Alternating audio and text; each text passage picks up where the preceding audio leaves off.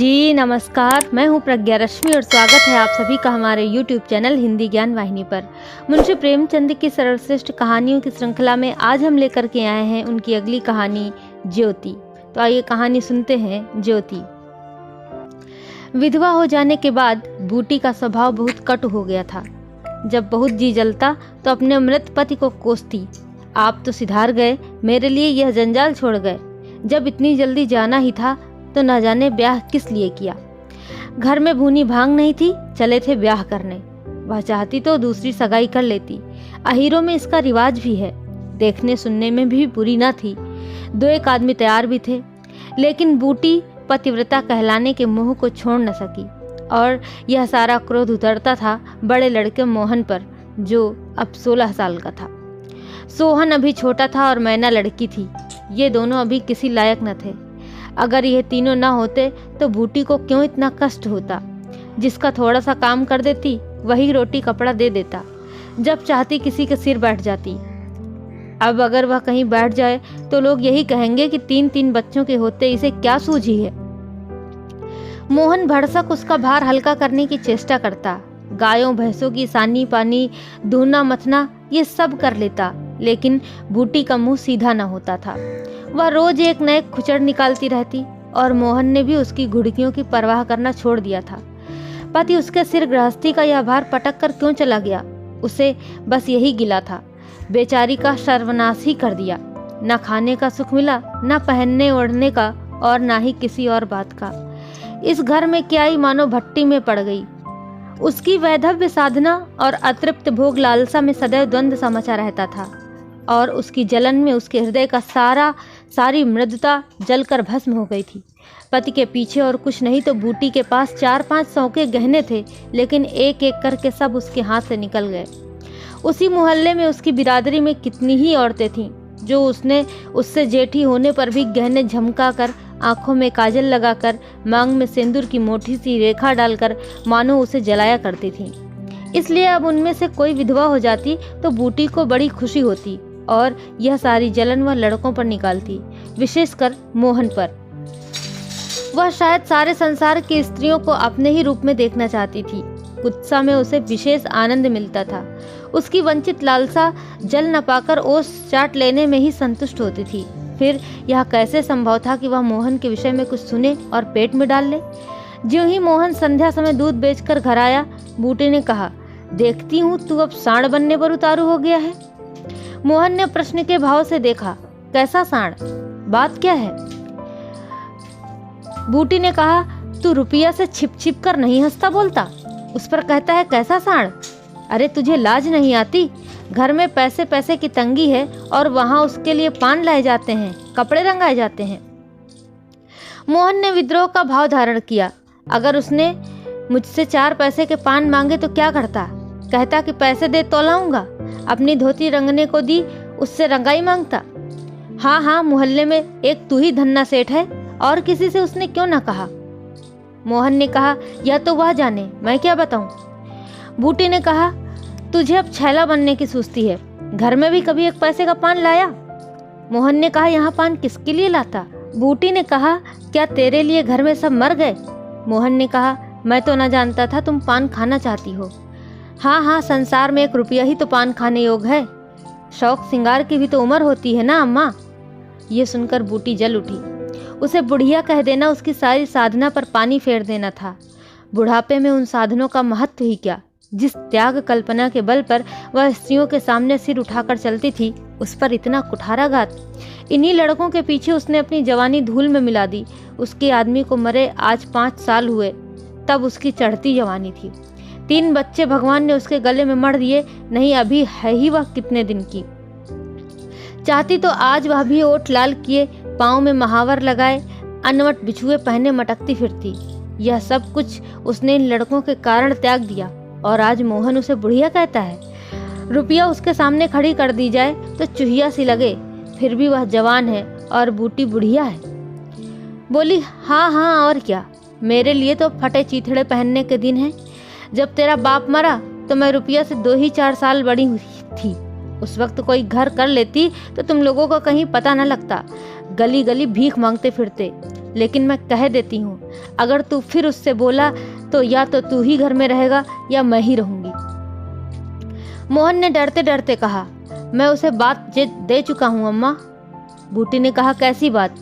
मोहन ने कहा, सगाई की। बूटी ने कहा, अगर रुपया मेरे घर में आई तो झाड़ू मार कर निकाल दूंगी। ये सब उसकी माँ की माया है। वह कुटनी मेरे लड़के को मुझसे छीने लेती है। उससे दुष्टा से इतना भी नहीं देखा जाता। चाहती है कि उसे सौत बनाकर छाती पर बैठा दे। मोहन ने व्यथित कंठ में कहा, अम्मा ईश्वर के लिए चुप रहो। क्यों आप अपना आप पानी खो रही हो? मैंने तो समझा था 4 दिन में मैना अपने घर चली जाएगी, तुम अकेली पड़ जाओगी, इसलिए उसे लाने की बात सोच रहा था। अगर तुम्हें बुरा लगता है तो जाने दो। बूटी ने कहा, तू आज से यहीं आंगन में सोया कर। मोहन ने कहा, और गाय भैंसे बाहर पड़ी रहेंगी? बूटी ने कहा, पड़ी रहने दे, कोई डाका नहीं पड़ा जाता। मोहन ने कहा, मुझ पर तुझे इतना संदेह है अम्मा? बूटी ने कहा, हाँ। मोहन ने कहा, तो मैं तो यहाँ ना सोऊंगा। बूटी ने कहा, तो निकल जा घर से। मोहन ने कहा, हाँ तेरी इच्छा यही है तो निकल जाऊंगा। मैना ने भोजन पकाया।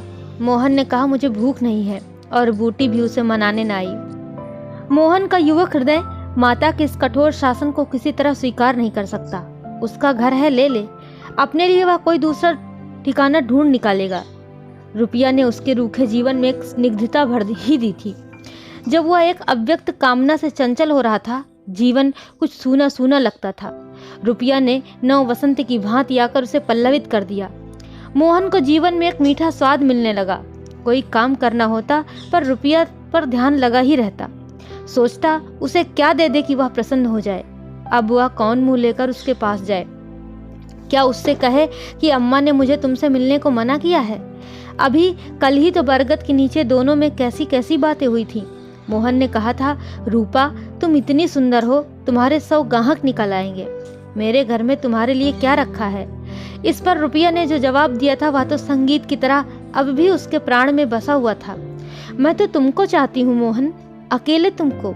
परगने के चौधरी हो जाओ तब भी मोहन हो, और मजूरी करो तब भी मोहन हो। उसी रुपया से आज वह जाकर कहे, मुझे अब तुमसे कोई सरोकार नहीं है। नहीं, यह नहीं हो सकता। उसे घर की परवाह नहीं है। वह रुपनिया के साथ माँ से अलग रहेगा। इस जगह न सही, किसी दूसरे मोहल्ले में सही। इस वक्त भी रुपया उसकी राह देख रही होगी। कैसे अच्छे बीड़े लगाती है। कहीं अम्मा सुन पावे कि वह रात को रुपया के द्वार पर गया था तो परान ही दे दे परान। अपने भाग नहीं बखानती कि ऐसी देवी जैसी बहू मिली जाती है। ना जाने क्यों रुपया से इतना चढ़ती है। वह जरा पान खा लेती है, जरा साड़ी रंग कर पहनती है, बस यही तो। चूड़ियों की झनकार सुनाई दी। उसे लगा शायद रुपया आ रही है। हाँ वही है। रुपया उसके सिरहाने आकर बोली, सो गए क्या मोहन? घड़ी भर से तुम्हारी राह देख रही हूँ, आए क्यों नहीं? मोहन नीर का मक्कर किए पड़ा रहा। रुपया ने उसका सिर हिलाकर कहा, क्या सो गए मोहन? उन कोमल उंगलियों के स्पर्श में क्या सिद्धि थी कौन जाने। मोहन की सारी आत्मा उन्मत्त हो उठी। उसके प्राण मानो बाहर निकलकर रुपया के चरणों में समर्पित हो जाने के लिए उछल पड़े। देवी वरदान के लिए सामने खड़ी है। सारा विश्व जैसे नाच रहा हो। उसे मालूम हुआ जैसे उसका शरीर लुप्त हो गया है। केवल वह एक मधुर स्वर की भांति विश्व की गोद में चिपटा हुआ उसके साथ नृत्य कर रहा है। रुपया ने फिर कहा, अभी से सो गए क्या जी? मोहन बोला, हाँ जरा नींद आ गई थी रूपा। तुम इस वक्त क्या करने आई? कहीं अम्मा देख ले तो मुझे मार ही डालें। तुम आ जाए क्यों नहीं? आज मेरी अम्मा से लड़ाई हो गई। रुपया ने कहा, क्या कहती थी?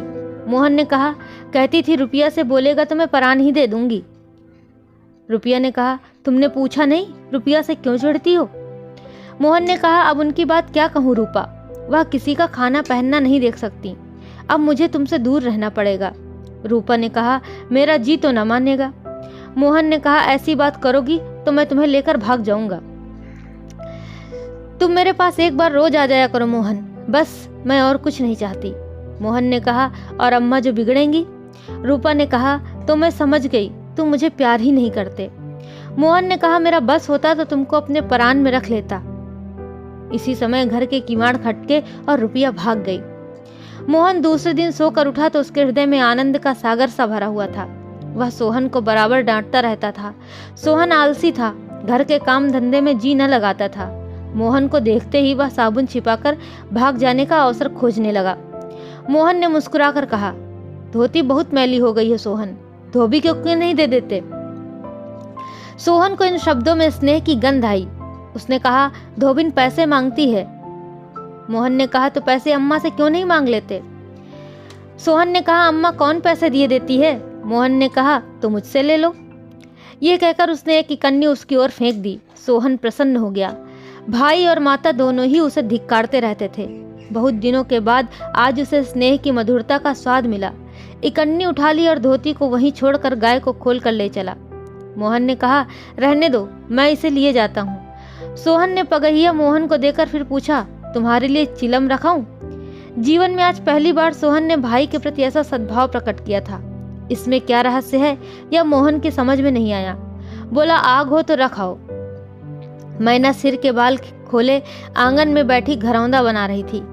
मोहन को देखते ही उसने घरौंदा बिगाड़ दिया और अंचल से बाल छिपाकर रसोई घर में बर्तन उठाने चली। मोहन ने पूछा, क्या खेल रही थी मैना। मैना डरी हुई बोली, कुछ तो नहीं। मोहन ने कहा, तू तो बहुत अच्छे घरौंदे बनाती है मैना, जरा बना तो मैं भी तो देखूं। मैना का रुआंसा चेहरा खिल उठा। प्रेम के शब्द में कितना जादू है। मुंह से निकलते ही जैसे सुगंध फैल गई। जिसने सुना उसका हृदय खिल उठा। जहां भय था वहां विश्वास चमक उठा, जहां कटुता थी वहां अपनापन छलक उठा। चारों ओर चेतनता दौड़ गई।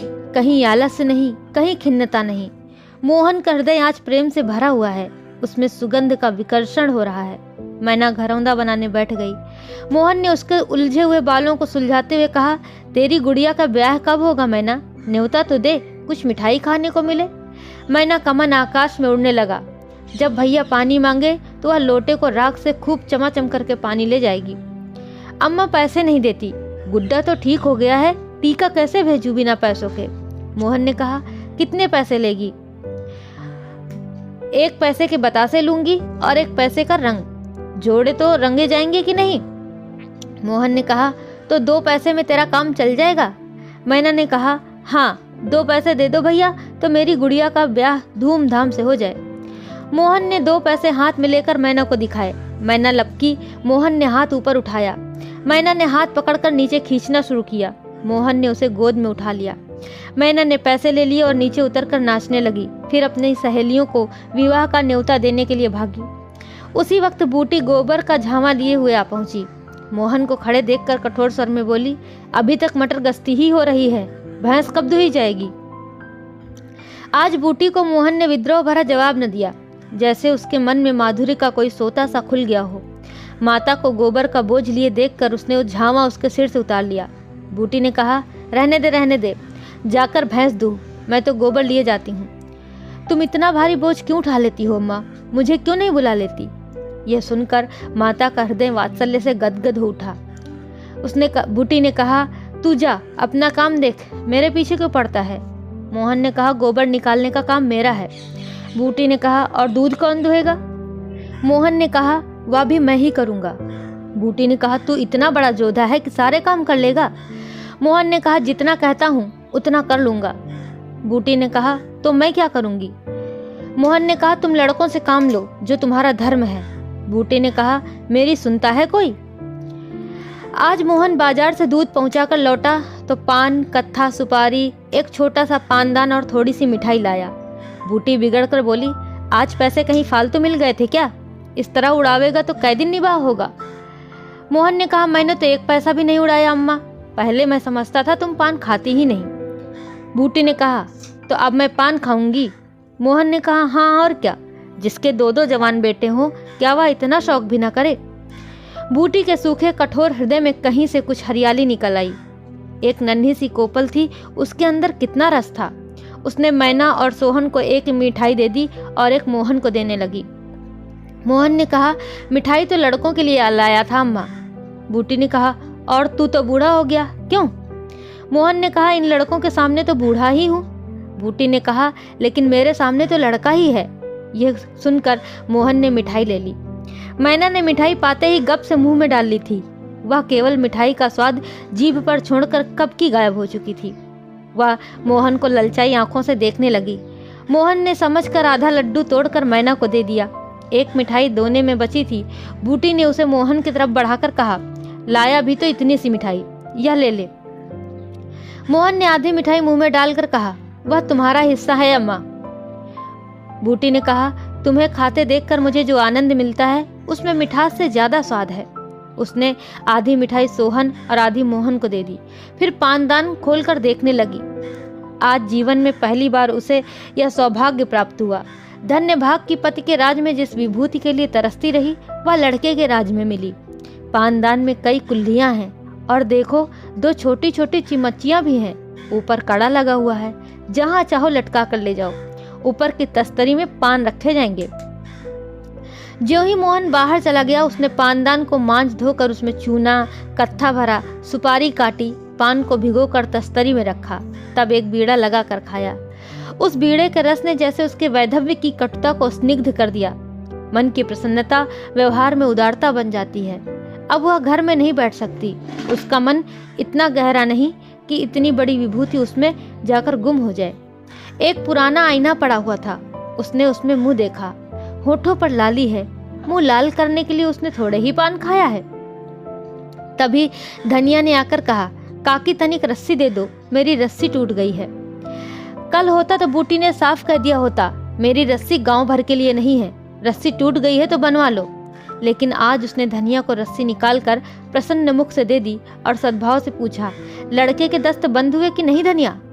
धनिया ने उदास मन से कहा, नहीं काकी, आज तो दिन भर दस्त आए, हमको लगता है दांत आ रहे हैं। बूटी ने कहा, पानी भर ले तो चलो जरा देखूं, दांत ही है या कुछ और फसाद है, किसी की नजर वजर तो नहीं लगी?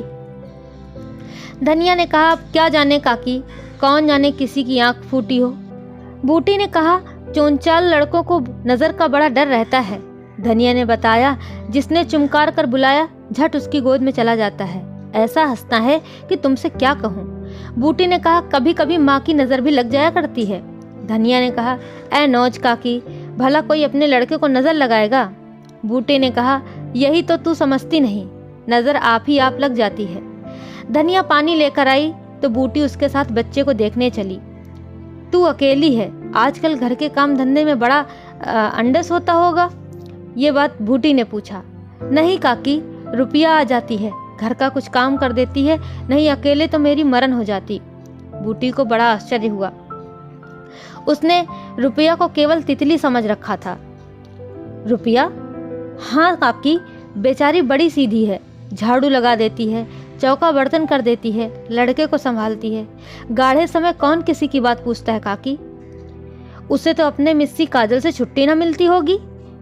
धनिया ने कहा, ये तो अपनी अपनी रुचि है काकी, मुझे तो इस मिस्सी काजल वाली ने जितना सहारा दिया उतना किसी भक्तिन ने न दिया। बेचारी रात भर जागती रही, मैंने कुछ दे तो नहीं दिया। हाँ, जब तक जीऊंगी उसका जस जरूर गाऊंगी। तू उसके गुण अभी नहीं जानती धनिया। पान के लिए पैसे कहाँ से आते हैं, किनारदार साड़ियाँ कहाँ से आती हैं। धनिया ने कहा, मैं इन बातों में नहीं पड़ती काकी, फिर शौक श्रृंगार करने को किसका जी नहीं चाहता, खाने पहनने की यही तो उम्र है। धनिया ने बच्चे को खटोले पर सुला दिया। बूटी ने बच्चे के सिर पर हाथ रखा, पेट में धीरे धीरे उंगली गड़ा कर देखा, नाभि पर हींग का लेप करने को कहा। रुपया? बेनिया लाकर उसे झलने लगी। बूटे ने कहा, ला बेनिया मुझे दे दे। रुपया ने कहा, मैं डुला दूंगी तो क्या छोटी हो जाऊंगी? बूटी ने कहा, तू दिन भर यहाँ काम धंधा करती है, थक गई होगी। तुम इतनी भली मानस हो काकी, और यहाँ लोग कहते थे कि वह बिना गाली के बात नहीं करती, मारे डर के आज तक तुम्हारे पास न आई। ये सुनकर बूटी मुस्कुराई और बोली, लोग झूठ तो नहीं कहते। रूपा ने कहा, मैं आंखों की देखी मानूं कि कानों की सुनी? कह तो दी होगी, दूसरी लड़की होती तो मेरी ओर से मुंह फेर लेती, मुझे जलाती, मुझसे ऐंठती। इसे तो जैसे कुछ मालूम ही ना हो सकता है कि मोहन ने इससे कुछ कहा ही ना हो। हाँ, यही बात है। आज रुपया बूटी को बहुत सुंदर लगी। ठीक तो है, अभी शौक श्रृंगार ना करेगी तो कब करेगी? शौक श्रृंगार इसलिए बुरा लगता है कि ऐसे आदमी अपने भोग विलास में मस्त रहते हैं, किसी के घर में आग लग जाए उनसे मतलब नहीं, उनका काम तो खाली दूसरों को रिझाना है। जैसे अपने रूप की दुकान सजाए राह चलतों को बुलाती हो कि जरा इस दुकान की भी सैर करते जाइए। ऐसे उपकारी प्राणियों का श्रृंगार बुरा नहीं लगता, नहीं बल्कि और अच्छा लगता है। इससे मालूम होता है कि इसका रूप जितना सुंदर है उतना ही मन भी सुंदर है। फिर कौन नहीं चाहता कि लोग उनके रूप की बखान करें। किसी दूसरों को आंखों में छुप जाने की लालसा नहीं होती। बूटी का यौवन कब का विदा हो चुका था, फिर भी यह लालसा उसे बनी हुई है। कोई उसे रस भरी आंखों से देख लेता है तो उसका मन कितना प्रसन्न हो जाता है। जमीन पर पांव नहीं पड़ते। फिर रूपा तो अभी जवान है। उस दिन से रूपा प्रायः 2-1 बार नित्य बूटी के घर आती। बूटी ने मोहन से आग्रह करके उसके लिए अच्छी सी साड़ी मंगवा दी। अगर रूपा कभी बिना काजल लगाए या बेरंगी साड़ी पहने आ जाती तो बूटी कहती, बहू बेटियों को यह जुगिया भेष अच्छा नहीं लगता। यह भेष तो हम जैसी बूढ़ियों के लिए है रूपा। रूपा ने एक दिन कहा, तुम बूढ़ी काहे से हो गई अम्मा? लोगों को इशारा मिल जाए तो भौरों की तरह तुम्हारे द्वार पर धरना देने लगे। बूटी ने मीठे तिरस्कार से कहा, चल मैं तेरी माँ की सौत बनकर जाऊंगी। रूपा ने कहा, अम्मा तो बूढ़ी हो गई। बूटी ने हंसते हुए कहा, तो क्या तेरे दादा अभी जवान बैठे हैं? रूपा ने कहा, हाँ ऐसा, बड़ी अच्छी मिट्टी है उनकी। बूटी ने उसकी ओर रस भरी आंखों से देखकर पूछा, अच्छा बता, मोहन से तेरा ब्याह कर दूं? यह सुनकर रूपा लजा गई। उसके मुख पर गुलाब की आभा सी दौड़ गई। आज जब मोहन दूध बेचकर लौटा तो बूटी ने कहा, कुछ रुपए पैसे जुटा, मैं रूपा से तेरी बातचीत कर रही हूँ। और ये कहानी यहीं पर समाप्त होती है। आशा करते हैं आपको जरूर अच्छी लगी होगी। ऐसी ही बेहतरीन कहानियों को सुनने के लिए आप हमारे चैनल के साथ जुड़े रहिए। आपका बहुत बहुत धन्यवाद। नमस्कार।